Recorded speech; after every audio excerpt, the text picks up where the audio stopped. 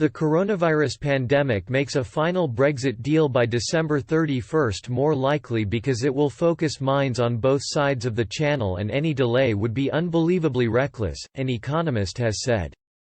However, Mark Littlewood, Director General of the Institute for Economic Affairs, urged Prime Minister Boris Johnson to stick to his guns in the face of the ongoing crisis, warning Brussels will pounce on any sign of weakness to delay the process. With more than 2 million cases of COVID-19 worldwide, and lockdown measures in force across the continent, there have been calls for the transition period after which the UK will finally have left the bloc, currently set to end on December 31, to be extended.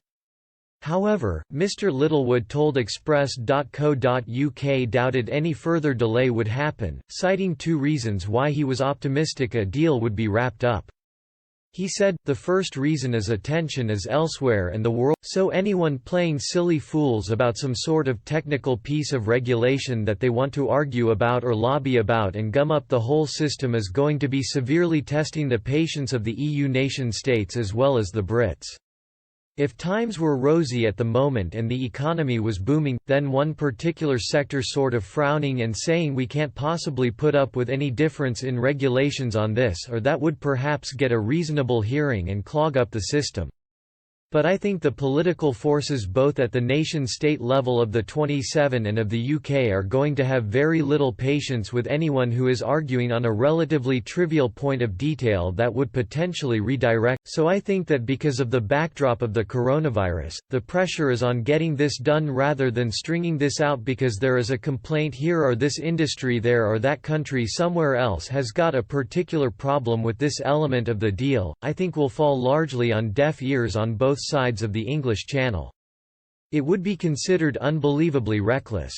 The second reason, which he said was largely specific to the UK, centred on the need for the government to make use of what he called some dramatic policy tools to help the nation bounce back in the wake of the damage the coronavirus crisis was already causing to the economy. He added, previously it was a sort of constitutional concept about what sort of things might we do if we were no longer shackled to the, but now that can be genuinely meaningful.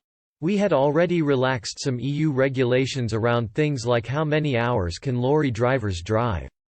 I think there could be a package of recovery from coronavirus and you want the people in charge of that to have every tool at their disposal.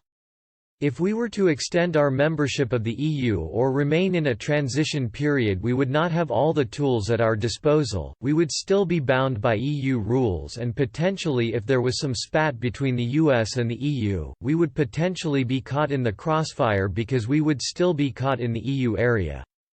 Nevertheless, Mr Littlewood said the UK government needed to remain resolute.